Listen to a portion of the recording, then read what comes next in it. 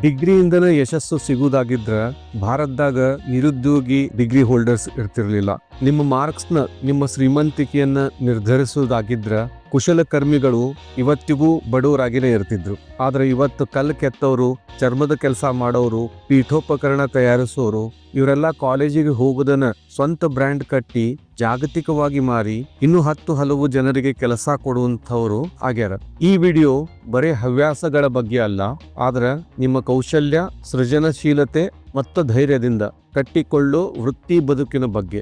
ಈ ವಿಡಿಯೋದಿಂದ ಡೆಫಿನೆಟ್ಲಿ ನಾನು ನೀವು ಸ್ಕೂಲಿಗೆ ಹೋಗ್ಬೇಡ್ರಿ, ಕಾಲೇಜಿಗೆ ಕಲಿಬೇಡ್ರಿ, ಡಿಗ್ರಿ ಹೊಂದಬೇಡ್ರಿ ಅಂತ ಹೇಳೋದಿಲ್ಲ. ಆದ್ರ ಬೆಳೆಯೋ ಜಗತ್ನಾಗ ಬರೀ ಡಿಗ್ರಿ ಇಂದನೇ ಕೆಲಸ ಸಿಗುತ್ತದ ಅಂತ ಹೇಳಿ ಅನ್ಕೊಳ್ಳೋದು ತಪ್ಪು. ನಿಮಗೇನಾದ್ರೂ ಬೇರೆ ಒಂದು ಸ್ಕಿಲ್ ಇತ್ತು, ಕ್ರಿಯೇಟಿವಿಟಿ ಇತ್ತು, ಯಾವುದೇ ಒಂದು ವಸ್ತುವನ್ನ ಒಂದು ಒಳ್ಳೆ ಆಕರ್ಷಕ ವಸ್ತುವಾಗಿ ಕನ್ವರ್ಟ್ ಮಾಡುವಂತಹ ಜಾಣತನ ಇತ್ತು ಅಂತಂದ್ರ ನೀವು ಡಿಗ್ರಿ ಇದ್ರೂ ಇಲ್ಲದೆ ಇದ್ರೂ ನಿಮ್ಮದಾದ ಒಂದು ವೃತ್ತಿ ಕಟ್ಕೋಬೇಕು. ನಾವು ಅಲ್ಟರ್ನೇಟಿವ್ ಕರಿಯರ್ ಕೋರ್ಸ್ ಒಳಗ ನೀವು ಸ್ಕೂಲು ಕಾಲೇಜಿಗೆ ಹೋಗಿ ಡಿಗ್ರಿ ತಗೊಂಡು ಹೆಂಗೆ ನೀವು ಅಲ್ಟರ್ನೇಟಿವ್ ಕರಿಯರ್ ಅನ್ನ ತಗೋಬೇಕು ಅಂತ ಹೇಳಿ ನೋಡ್ತಾ ಬಂದಿದ್ದೀವಿ. ಅದನ್ನ ಕಂಟಿನ್ಯೂನು ಮಾಡ್ತೀವಿ. ಆದ್ರೆ ಈ ವಿಡಿಯೋ ಸ್ವಲ್ಪ ಡಿಫ್ರೆಂಟ್ ಆಗಿದೆ. ಇದು ನೀವು out of the box thinking ಮಾಡಿ ನಿಮ್ಮ ಸುತ್ತಮುತ್ತ ಇರೋ ವಸ್ತುಗಳನ್ನ ಬಳಸ್ಕೊಂಡು ಹೆಂಗ ಅವನ್ನ ಕನ್ವರ್ಟ್ ಮಾಡಿ ಸೆಲೆಬಲ್ ಪ್ರಾಡಕ್ಟ್ ಆಗಿ ಮಾಡಿ ಅದರಿಂದ ನೀವು ದುಡ್ಡು ಗಳಿಸಬಹುದು ಅಂತ ಹೇಳಿ ನಿಮ್ಗೆ 10 ಉದಾಹರಣೆಗಳನ್ನ ನಾನಿಲ್ಲಿ ಕೊಡ್ತೀನಿ. ವಿದ್ಯಾರ್ಥಿಗಳಿಗೆ ಯಾವಾಗ್ಲೂ ನೀವು ಸುರಕ್ಷಿತ ವೃತ್ತಿ ಆರಿಸ್ಕೊಳ್ರಿ ಅಂತೇಳಿ ಹೇಳಲಾಗ್ತದೆ. ಆದ್ರೆ ಮಾರ್ಕೆಟ್ ಬೆಲೆ ಕೊಡುವುದು ಮೌಲ್ಯದ ಸೃಷ್ಟಿ ಮಾತ್ರ.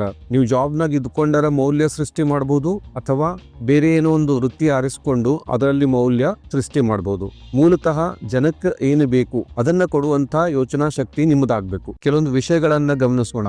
ಕೌಶಲ ಅಂದ್ರೇನು? ಇದು ಬರೇ ಪುಸ್ತಕದ ಜ್ಞಾನ ಅಲ್ಲ. ಕೈಯಾರೆ ವಸ್ತುಗಳನ್ನ ತಯಾರಿಸಿ ಅಥವಾ ಕಚ್ಚಾ ವಸ್ತುವಿಗೆ ಒಂದು ಹೊಸ ರೂಪ ಕೊಡೋ ಪ್ರಾಯೋಗಿಕ ಕಲೆ. ಇದು ವೃತ್ತಿಯಾಗಿ ಹೆಂಗೆ ಕೆಲಸ ಮಾಡ್ತದ? ಮಾರ್ಕೆಟ್ ಒಳಗ ವಿಶಿಷ್ಟವಾದ ಮತ್ತು ಕಲಾತ್ಮಕ ವಸ್ತುಗಳಿಗೆ ಯಾವಾಗ್ಲೂ ಬೇಡಿಕೆ ಇರ್ತದೆ. ಜನ ಬರೀ ವಸ್ತುಗಲ್ಲ, ನಿಮ್ಮ ಪರಿಶ್ರಮ, ನಿಮ್ಮ ಡಿಸೈನ್, ಆಮೇಲೆ ನಿಮ್ಮ ಹುಮ್ಮಸ್ಸು ಅದನ್ನು ನೋಡಿ ಹಣ ಕೊಡ್ತಾರ. ವಿದ್ಯಾರ್ಥಿಗಳಿಗೆ ಏನನ್ನು ಕಲಿಬೇಕು? ಆಯಾ ಕಲೆಗೆ ಬೇಕಾದ ಸರಿಯಾದ ಉಪಕರಣಗಳ ಬಳಕೆ, ಅದರ ರಾ ಮಟೀರಿಯಲ್ ಎಲ್ಲಿ ಸಿಗ್ತಾವಂತ ಹೇಳಿ, ಆಮೇಲೆ ಹೊಸ ತಂತ್ರಜ್ಞಾನಗಳನ್ನ ಉಪಯೋಗಿಸಿ ನಿಮ್ಮ ಕಸ್ಟಮರ್ ಅಭಿರುಚಿಗೆ ತಕ್ಕಂತೆ ಅದನ್ನ ಡಿಸೈನ್ ಮಾಡಿ ಅದನ್ನ ಸೇಲ್ ಮಾಡ್ಲಿಕ್ಕೆ ಕಲಿಬೇಕು. ಇದು ಒಂದು ಉದ್ಯಮವಾಗಿ ಬೆಳೀತದನ. ಶುರುವಾತ್ನಾಗ ಸಣ್ಣದಾಗಿ ಮನೆಯಿಂದಲೇ ಅಥವಾ ಒಂದು ಸಣ್ಣ ವರ್ಕ್ಶಾಪ್ ಇಂದ ನೀವು ಸ್ಟಾರ್ಟ್ ಮಾಡಬಹುದು. ಆಮೇಲೆ ಬ್ರ್ಯಾಂಡ್ ಕ್ರಿಯೇಟ್ ಮಾಡಿ ಸೋಷಿಯಲ್ ಮೀಡಿಯಾ ಮೂಲಕ ಯೂಟ್ಯೂಬ್, ಫೇಸ್ಬುಕ್, ಇನ್ಸ್ಟಾಗ್ರಾಮ್ ಇಂಥದನ್ನೆಲ್ಲ ಬಳಸ್ಕೊಂಡು ನೀವೇನ್ ಮಾಡ್ತಾ ಇದ್ದೀರಿ ಅದನ್ನ ಜನರಿಗೆ ತಲುಪಿಸಬಹುದು. ಸೊ ಒಂದನೇ ವೃತ್ತಿ ನೋಡೋಣ, ಕಲ್ಲಿನ ಕಲೆ ಮತ್ತ ಶಿಲ್ಪಕಲೆ ಉತ್ಪನ್ನಗಳು. ಇದೇನಂದ್ರ ನಿಮ್ಮ ಸುತ್ತಮುತ್ತಲು ಬಹಳಷ್ಟು ಕಲ್ಲು ನೀವು ನೋಡ್ತಿರ್ತೀರಿ. ಕೆಲವೊಂದ್ ಕಡೆ ಮಾರ್ಬಲ್ ಇರ್ತದ, ಕೆಲವೊಂದ್ ಕಡೆ ಗ್ರಾನೈಟ್ ಇರ್ತದ. ಇವನ್ನೆಲ್ಲ ಬೆಳೆಸ್ಕೊಂಡು ನೀವು ಅಲಂಕಾರಿಕ ಮತ್ತು ಶಿಲ್ಪಗಳನ್ನ ಕೆತ್ತಬಹುದು. ಶಿಲ್ಪಗಳ ಬಗ್ಗೆ ಉದಾಹರಣೆ ಕೊಡ್ಬೇಕು ಅಂತಂದ್ರ ಅರುಣ್ ಯೋಗಿರಾಜ್, ನಿಮ್ಗೆ ಗೊತ್ತಿರೋಂಗ ಒಂದು ಶಿಲ್ಪಿ ಕುಟುಂಬದಿಂದ ಬಂದು ಅವರು ಶಿಲ್ಪಿಯಾಗಿನೇ ಬೆಳೆದು ಬಹಳ ದೊಡ್ಡ ಪ್ರಾಜೆಕ್ಟ್ ಅನ್ನು ಅವರು ಮಾಡಿ ಇಡೀ ಭಾರತಾದ್ಯಂತ ಫೇಮಸ್ ಆಗಿ ಸಾಕಷ್ಟು ದುಡ್ಡು ಮಾಡ್ಕೋತಿದ್ದಾರೆ. ನಿಮ್ಗೆ ಅಷ್ಟು ಸ್ಕಿಲ್ ಇಲ್ಲ ಅಂತ ಹೇಳಿದ್ರೆ ನೀವು ಯೂಟ್ಯೂಬ್ನಾಗ ಹೋಗಿ ಸ್ಟೋನ್ ಆರ್ಟ್ ಅಥವಾ DIY ಸ್ಟೋನ್ ಅಂತ ಟೈಪ್ ಮಾಡಿದ್ರೆ ಸಾಕಷ್ಟು ವಿಡಿಯೋಗಳು ನಿಮ್ಗೆ ಸಿಗ್ತಾವ. ನಿಮ್ಮ ಸುತ್ತಮುತ್ತ ಇರೋ ಕಲ್ಲುಗಳನ್ನ ಬಳಸ್ಕೊಂಡು, ಆರ್ಡಿನರಿ ಟೂಲ್ಸ್ ಗಳನ್ನ ಬಳಸ್ಕೊಂಡು ಒಂದೊಳ್ಳೆ ಆರ್ಟ್ ಗಳನ್ನ ನೀವು ಮಾಡಬಹುದು. ಮೊಬೈಲ್ ಸ್ಟ್ಯಾಂಡ್, ಫ್ಲವರ್ ವೇಸ್ ಇಂಥದೇನೆಲ್ಲ. ಕಲ್ಲು ಎಲ್ಲಾ ಕಡೆ ಅಗ್ಗವಾಗಿ ಸಿಗ್ತದ, ಕೆಲವೊಂದ್ ಕಡೆ ಫ್ರೀ ಆಗಿ ಸಿಗ್ತದ.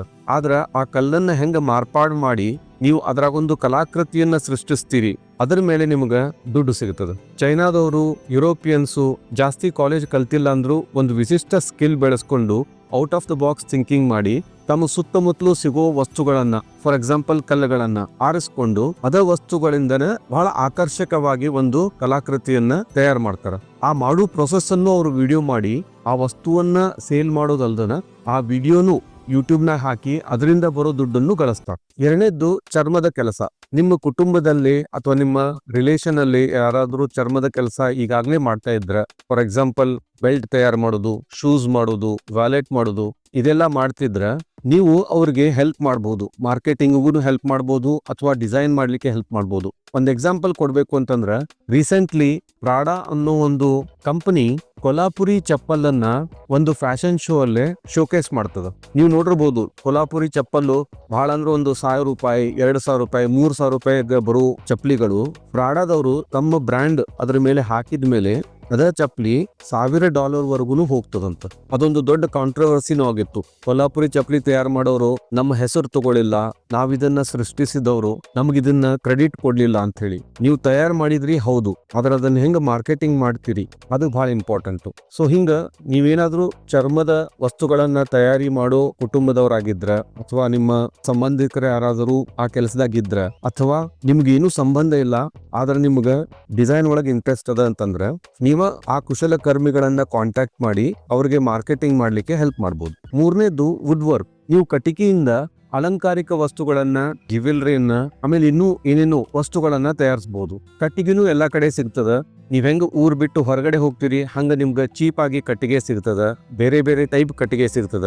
ಆ ಕಟ್ಟಿಗೆಗಳನ್ನ ಬಳಸ್ಕೊಂಡು ನೀವು ಫರ್ನಿಚರ್ ಡಿಸೈನ್ ಮಾಡಬಹುದು, ಹೋಮ್ ಡೆಕೋರ್ ಮಾಡಬಹುದು, ಇಲ್ಲ ಕೆಲವೊಂದು ಕಸ್ಟಮ್ ಮೇಡ್ ಪೀಠೋಪಕರಣಗಳನ್ನ ಮಾಡಿ ಅದನ್ನ ಸೇಲ್ ಮಾಡಬಹುದು. ಇದನ್ನ ನೀವು ಉದ್ಯಮವಾಗಿ ಹೆಂಗ್ ಮಾಡಬಹುದು ಅಂತಂದ್ರ, ಒಂದು ಆಲ್ರೆಡಿ ಯಾರಾದ್ರೂ ಕಟ್ಟಿಗೆ ಕೆಲಸ ಮಾಡೋರು ನಿಮಗೂ ಪರಿಚಯದವ್ರು ಇದ್ರು ಅಂದ್ರ ಅವ್ರು ಹೋಗಿ ನಾನು ನಿಮ್ಗೆ ಡಿಸೈನಿಗೆ ಹೆಲ್ಪ್ ಮಾಡ್ತೀನಿ, ನಿಮ್ಗೆ ಮಾರ್ಕೆಟಿಂಗಿಗೆ ಹೆಲ್ಪ್ ಮಾಡ್ತೀನಿ ಅಂತ ಹೇಳಿ ನಿಮ್ಮ ಡಿಸೈನ್ ಅನ್ನ ಅವ್ರ ಕಡೆ ಮಾಡಿಸ್ಲಿಕ್ಕೆ ಕೊಟ್ಟು ಅದಕ್ಕೆ ಆರ್ಡರ್ ಹೊರಗಡೆಯಿಂದ ತಗೊಂಡ್ ಬಂದು ಆ ಪ್ರೊಸೆಸ್ ಅನ್ನ ರೆಕಾರ್ಡ್ ಮಾಡಿ ಇನ್ಸ್ಟಾಗ್ರಾಮ್ ಒಳಗೆ ಹಾಕಿ, ಯೂಟ್ಯೂಬ್ ಒಳಗೆ ಹಾಕಿ ಅದನ್ನ ಪ್ರಚಾರ ಮಾಡಬಹುದು. ಕೆಲವೊಂದು ಕೆಫೆಗಳು, ರೆಸ್ಟೋರೆಂಟ್ಗಳು ಆ ಪೀಠೋಪಕರಣಗಳನ್ನ ಕಸ್ಟಮ್ ಮೇಡ್ ಆಗಿ ಅಂದ್ರ ತಮಗ್ ಹೆಂಗ್ ಬೇಕೋ ಹಂಗ ಮಾಡಿ ಕೊಡ್ಲಿಕ್ಕೆ ಆರ್ಡರ್ ಕೊಡ್ತಿರ್ತಾರ. ಅಂತವ್ರನ್ನ ಕಂಡು ಹಿಡಿದು ನೀವು ನಿಮ್ಮ ಬಿಸ್ನೆಸ್ ಅನ್ನ ಬೆಳೆಸ್ಕೋಬಹುದು. ನಾಲ್ಕನೇದು ಬಾಟಲ್ ಮತ್ತ ಗ್ಲಾಸ್ ಆರ್ಟ್. ಬಹಳ ಕಡೆ ನೀವು ನೋಡಿರ್ಬೋದು ಈ ವೈನ್ ಬಾಟಲ್ ಅಥವಾ ವಿಸ್ಕಿ ಬಾಟಲ್ಗಳು ರೀಸೈಕ್ಲಿಂಗ್ ಸಂಬಂಧ ಸ್ಕ್ರಾಪ್ ಯಾರ್ಡ್ಗೆ ಹೋಗ್ತಿರ್ತಾವ. ಅಂಥದನ್ನ ನೀವು ಬಳಸ್ಕೊಂಡು ಆ ಗ್ಲಾಸ್ ಬಾಟಲ್ ಒಳಗನ ಒಂದು ಆರ್ಟ್ ಅನ್ನ ಪ್ರಿಪೇರ್ ಮಾಡಬಹುದು. ನೀವು ಶಾಂಡ್ಲಿಯರ್ ಮಾಡಬಹುದು, ಅಂದ್ರೆ ಝುಮ್ಮರ್, ಇಲ್ಲ ಆ ಗ್ಲಾಸ್ ಬಾಟಲ್ ಇಂದ ವಾಸ್ ಗಳನ್ನ, ಫ್ಲವರ್ ಪಾಟ್ ಅನ್ನ ಮಾಡಬಹುದು, ಲೈಟಿಂಗು, ಲ್ಯಾಂಪು, ಇಂಥ ಬೇರೆ ಬೇರೆ ವಸ್ತುಗಳನ್ನ ನೀವು ತಯಾರಿಸಬಹುದು. ಇದ್ರೊಳಗೂ ನಿಮ್ಗೆ ಅಡ್ವಾಂಟೇಜ್ ಏನಂದ್ರ ಈ ಬಾಟಲ್ಗಳು ಚೀಪ್ ಸಿಗ್ತಾವ, ಕೆಲವೊಂದ್ ಕಡೆ ಫ್ರೀ ಆಗಿ ಸಿಗ್ತಾವ.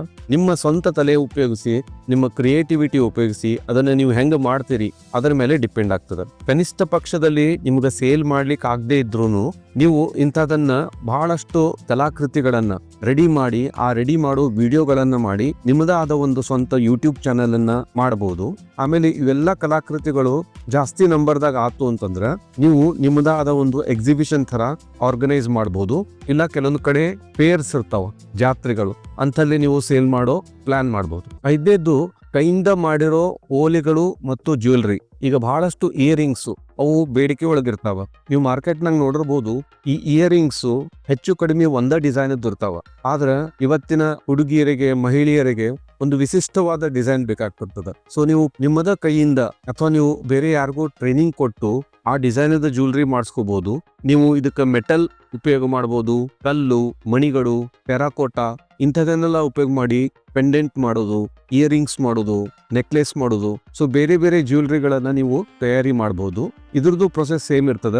ನೀವು ಈ ಬಿಸ್ನೆಸ್ ಅನ್ನ ಮನೆಯಿಂದಲೇ ಶುರು ಮಾಡಿ ಸೋಷಿಯಲ್ ಮೀಡಿಯಾ ಮುಖಾಂತರ ಇಡೀ ಜಗತ್ತಿಗೆ ತಲುಪಿಸಬಹುದು. ಇಡೀ ಜಗತ್ತಿಗೆ ಇಲ್ಲ ಅಂದ್ರೂ ಅಟ್ಲೀಸ್ಟ್ ನಿಮ್ಮ ಅಕ್ಕಪಕ್ಕದಲ್ಲಿ ಅದು ಮುಟ್ಟುವಂಗ ಮಾಡಬಹುದು. ಮುಂದಿನ ವಿಡಿಯೋದಾಗ ಇನ್ನೂ ಇಂಥ 5 ವೃತ್ತಿಗಳ ಉದಾಹರಣೆಗಳನ್ನ ನೋಡೋಣಂತು. ಇಲ್ಲಿವರೆಗೂ ಈ ವಿಡಿಯೋ ಇಷ್ಟ ಆದ್ರೆ ಲೈಕ್ ಮಾಡ್ರಿ, ಬೇರೆದವ್ರ ಜೊತೆಗೂ ಶೇರ್ ಮಾಡ್ರಿ. ಇಂಥ ವಿಡಿಯೋಗಳನ್ನ ನೋಡ್ತಾ ಇರ್ಲಿಕ್ಕೆ ನಮ್ಮ ಚಾನೆಲ್ ಅನ್ನು ಸಬ್ಸ್ಕ್ರೈಬ್ ಮಾಡ್ರಿ. ಜೈ ಹಿಂದ್, ಜೈ ಕರ್ನಾಟಕ.